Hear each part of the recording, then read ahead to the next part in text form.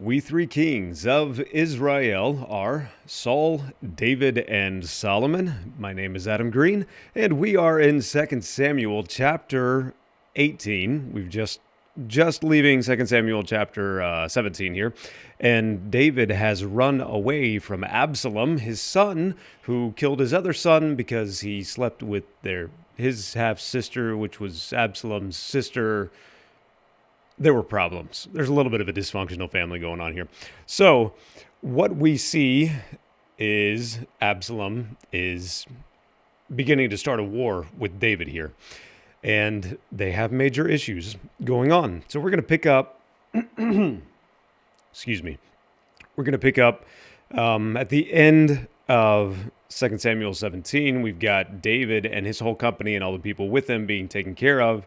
The people are hungry and weary and thirsty in the wilderness, but Shobi, the son of Nahash from Rabbah of the Ammonites, and Machir, the son of Amiel from Lo-Debar, and Barzillai, the Gileadite from Rogelim, brought beds, basins, earthen vessels, wheat, flour, barley, all kinds of stuff to provide for David and his people.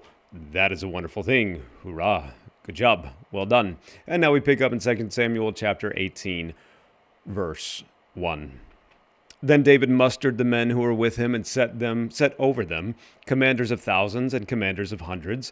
And David sent out the army, 1/3 under the command of Joab, 1/3 under the command of Abishai, the son of Zeruiah, Joab's brother, and 1/3 under the command of Ittai the Gittite. And the king said to the men, I myself will also go out with you. But the men said, You will not go out, for if we flee, they will not care about us. If half of us die, they will not care about us. But you are worth 10,000 of us. Therefore, it is better that you send us help from the city. The king said to them, Whatever seems best to you, I will do. So the king stood at the side of the gate, while all the army marched out by hundreds and by thousands.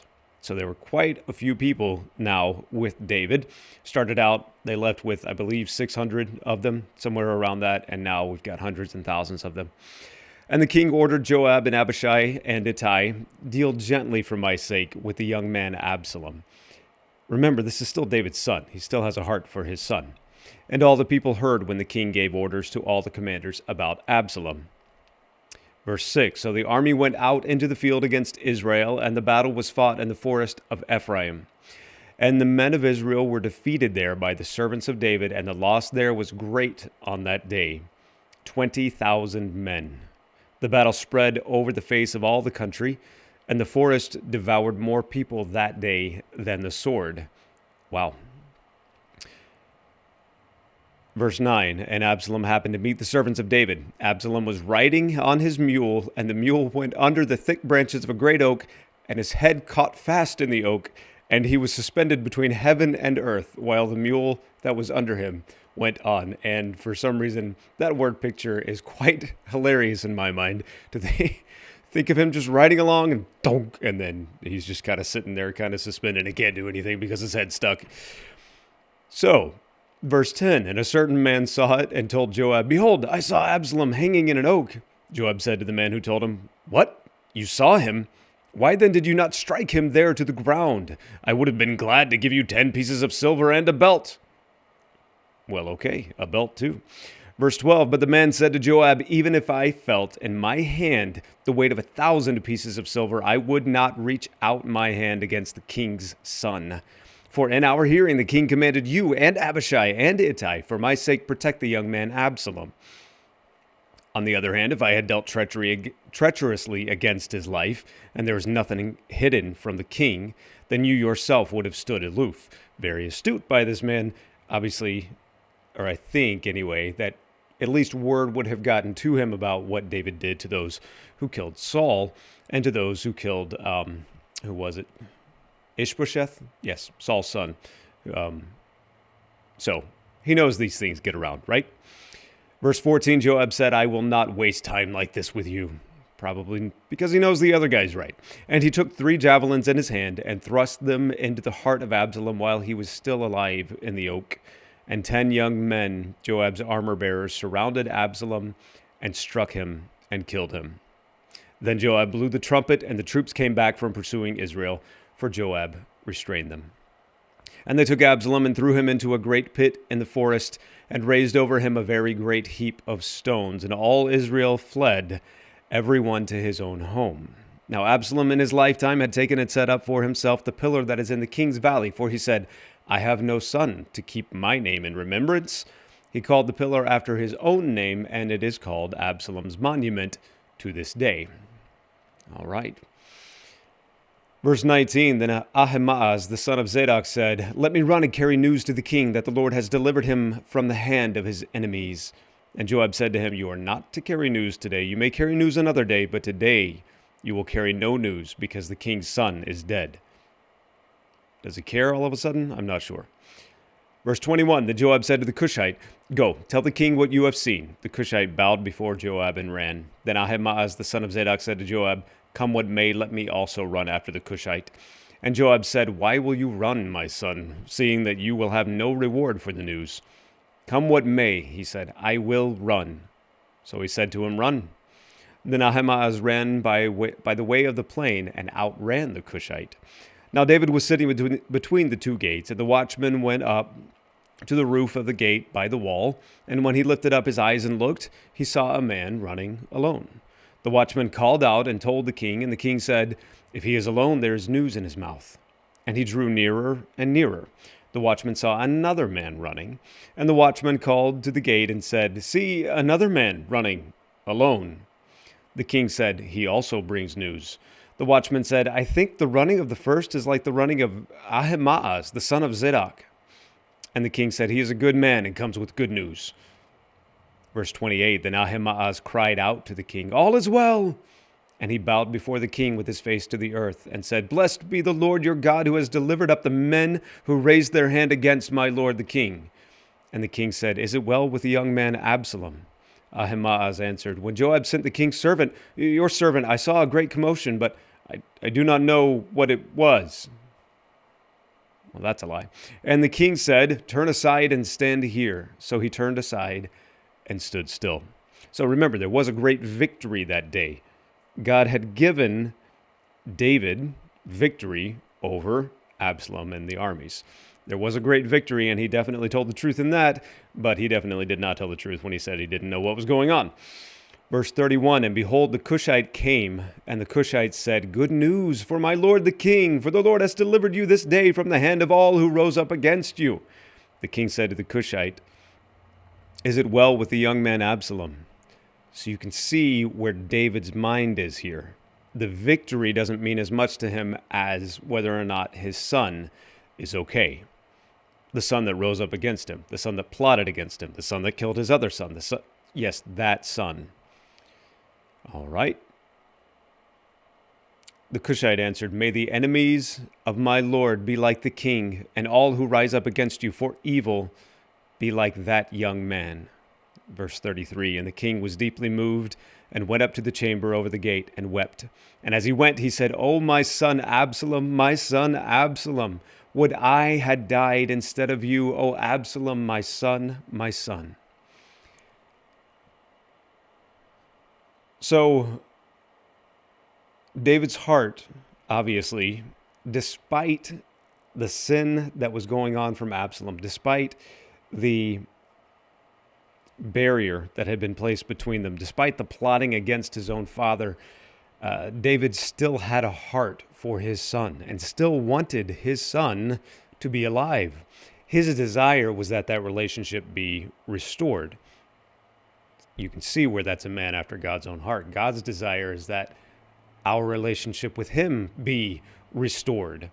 First of all, that we be reconciled to him because of the blood of his son, Jesus Christ, and his resurrection, knowing that we can be reconciled and no longer enemies of God. But even when things go wrong, when we sin against our Heavenly Father, he still desires for us to have a strong relationship and to not die in that sin. Not spiritually, that's been taken care of. We wouldn't die spiritually, but, physically die in that sin. And that's a good thing. But we'll see the effects that it had here in just a minute. Chapter 19. In verse 1, it was told Joab, Behold, the king is weeping and mourning for Absalom. So the victory that day was turned into mourning for all the people. For the people heard that day the king is grieving for his son, and the people stole into the city that day as people steal in who are ashamed when they flee in battle. The king covered his face, and the king cried with a loud voice, "O my son Absalom, O Absalom, my son, my son." So you can see the effect that it had on the people. They were ashamed, even in the victory that God had given them. They walked in with guilt. Leaders are a powerful thing. Leaders are a powerful thing for a nation, for a country. Verse 5, Then Joab came into the house to the king and said, You have today covered with shame the faces of all your servants, who have this day saved your life and the lives of your sons and your daughters, and the lives of your wives and your concubines, because you love those who hate you, and you hate those who love you. For you have made it clear today that commanders and servants are nothing to you. For today I know that if Absalom were alive and all of us were dead today, that you would be pleased. Now therefore arise, go out, and speak kindly to your servants. For I swear by the Lord, if you do not go, not a man will stay with you this night, and this will be worse for you than all the evil that has come upon you from your youth until now. Then the king arose and took his seat in the gate, and the people were all told, Behold, the king is sitting in the gate. And all the people came before the king.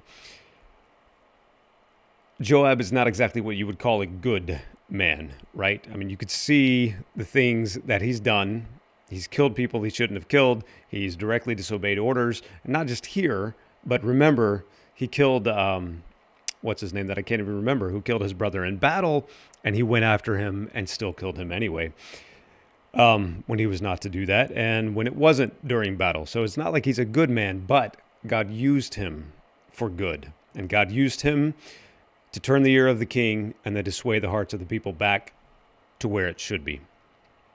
Continuing on in chapter 19 of 2 Samuel. Now Israel had fled every man to his own home. But remember, they came before the king. After they had fled to their own homes. Verse 9, And all the people were arguing throughout the tribes of Israel, saying, The king delivered us from the hand of our enemies, and saved us from the hand of the Philistines, and now he has fled out of the land from Absalom. But Absalom, whom we anointed over us, is dead in battle. Now therefore, why do you say nothing about bringing the king back? And King David sent this message to Zadok and Abiathar the priests. Say to the elders of Judah, Why should you be the last to bring the king back to his house when the word of all Israel has come to the king? You are my brothers, you are my bone and my flesh. Why then should you be the last to bring back the king? And say to Amasa, Are you not my bone and my flesh? God do so to me and more also, if you are not commander of my army from now on in place of Joab. And he swayed the heart of all the men of Judah as one man, so that they sent word to the king, Return, both you and all your servants. So the king came back to the Jordan, and Judah came to Gilgal to meet the king and to bring the king over the Jordan. Interesting. Joab encourages him to go out, and yet there's still the consequence of Joab's actions. And Amasa now is going to be the commander in place of Joab. Verse 16, And Shimei, the son of Gera, the Benjamite from Bahurim, hurried to come down with the men of Judah to meet King David. Remember, this was the guy that was cursing him, throwing rocks, all those things. And with him were 1,000 men from Benjamin. And Ziba, the servant of the house of Saul, with his 15 sons and his 20 servants, rushed down to the Jordan before the king. And they crossed the ford to bring over the king's household and to do his pleasure. And Shimei, the son of Gera, fell down before the king as he was about to cross the Jordan, and said to the king, Let not my lord hold me guilty, or remember how your servant did wrong on the day my lord the king left Jerusalem. Do not let the king take it to heart, for your servant knows that I have sinned. Therefore, behold, I have come this day, the first of all the house of Joseph, to come down to meet my lord the king. Abishai, the son of Zeruiah, answered, Shall not Shimei be put to death for this, because he cursed the Lord's anointed? But David said, What have I to do with you, you sons of Zeruiah, that you should this day be as an adversary to me? Shall anyone be put to death in Israel this day? For do I not know that I am this day king over Israel? And the king said to Shimei, You shall not die. And the king gave him his oath. David was forgiving in this. Shimei knew that he had done something wrong, and David said, "Your confession, I have my forgiveness." Again, this is a type of what God does with us. If we confess our sins, he's faithful and just to forgive us our sins.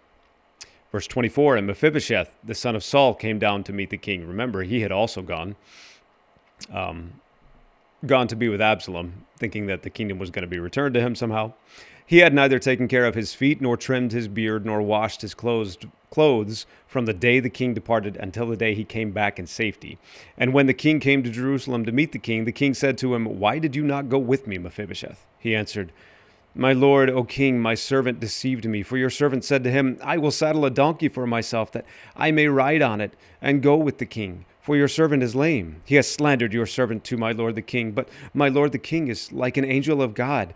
Do therefore what seems good to you. For all my father's house were but men doomed to death before my lord the king. But you set your servant among those who eat at your table. What further right have I then to cry to the king?" And the king said to him, "Why speak any more of your affairs? I have decided, you and Ziba shall divide the land." And Mephibosheth said to the king, "Oh, let him take it all, since my lord the king has come safely home." Kind of curious, huh? Mephibosheth didn't go with him because he thought that the kingdom might go back to him for some reason, somehow. And yet David is still willing to give him half the land, split it between Ziba and himself. And Mephibosheth says, "Oh, let him take it all," which maybe he should, right? So verse 31, now Barzillai the Gileadite, who had come down from Rogelim, and he went on with the king to the Jordan, to escort him over the Jordan. Barzillai was a very aged man, 80 years old. He had provided the king with food while he stayed at Mahanaim, for he was a very wealthy man. And the king said to Barzillai, "Come over with me, and I will provide for you with me in Jerusalem." But Barzillai said to the king, "How many years have I still to live, that I should go up with the king to Jerusalem? I am this day 80 years old. Can I discern what is pleasant and what is not? Can your servant taste what he eats or what he drinks? Can I still listen to the voice of singing men and singing women? Why then should your servant be an added burden to my lord the king? Your servant will go a little way over the Jordan with the king. Why should the king repay me with such a reward? Please let your servant return, that I may die in my own city near the grave of my father and my mother. But here is your servant Chimham. Let him go over with my lord the king, and do for him whatever seems good to you." Very good. And the king answered, "Chimham shall go over with me, and I will do for him whatever seems good to you, and all that you desire of me I will do for you." Barzillai knew he was old, and whatever pleasures the king could give him, he couldn't really enjoy them because he wasn't really able to anymore, and he'd rather die in his own city. And being old like that kind of gives you certain privileges to be able to speak your mind, even to the king. Verse 39, then all the people went over the Jordan, and the king went over, and the king kissed Barzillai and blessed him, and he returned to his own home. The king went on to Gilgal, and Chimham went on with him. All the people of Judah, and also half the people of Israel, brought the king on his way. Then all the men of Israel came to the king and said to the king, "Why have our brothers, the men of Judah, stolen you away, and brought the king and his household over the Jordan, and all David's men with him?" All the men of Judah answered the men of Israel, "Because the king is our close relative." "Why then are you angry over this matter? Have we eaten at all at the king's expense, or has he given us any gift?" And the men of Israel answered the men of Judah, "We have 10 shares in the king, and in David also we have more than you. Why then do you despise us? Were we not the first to speak of bringing back our king? But the words of the men of Judah were fiercer than the words of the men of Israel." Very interesting. So there's still some tension between Judah and Israel here, and we know that never really actually goes away. Now, next time we'll read a little bit more about some of that tension that goes on here, about the man Sheba, who is a certain worthless man, but there is a constant tension between Judah and Israel, and it obviously all comes to a head eventually. We know that Judah and Israel split apart, even in their kingdoms. Israel never has a good king after these 3 kings, Saul, David, and Solomon. They never have an even kind of good king after that. They're all evil. And then Judah has a few here and there sprinkled throughout, and then a lot of terrible kings as well. But there's that constant tension between them. Even though, I mean, ultimately they are family, but even though they are family, it never quite goes away. David comes back to Jerusalem, and he continues, and we're going to see some interesting things develop throughout the rest of this. There'll be more wars. There'll be more victories for David. There's another theme that's going to keep coming up, and we'll see it as Solomon gets into his, as we get into Solomon's life. In that peaceful times, in affluent times, which we are living in right now in America in 2021, even 2020, hard year, sure, but around this time and for the past really probably a couple of decades, even if not more, we've had relatively peaceful times. We've had very affluent times. And there are certain things that can come with that and certain snares that can come to us because of that. David, in the spring, when he was supposed to be out to battle, he was in Jerusalem instead, and he had the affair with Bathsheba. Solomon, in the peaceful times that he has and all the wisdom and wealth that he has, there is so much that he gets into. There's a lot of wisdom that he gains and would save us from the mistakes that he makes. So even in these affluent times, even if we do make the mistakes that we make, God can still work through that. God can still use us. And that's a wonderful thing. And we see that in Joab as well. Not a great man, but God used him and used him well, to sway the heart of the king, to turn the hearts of the people back, to give them courage again, bring the king back to where he should be. Again, the theme is to do the things that we do, trusting in God, to do trusting. Till next time.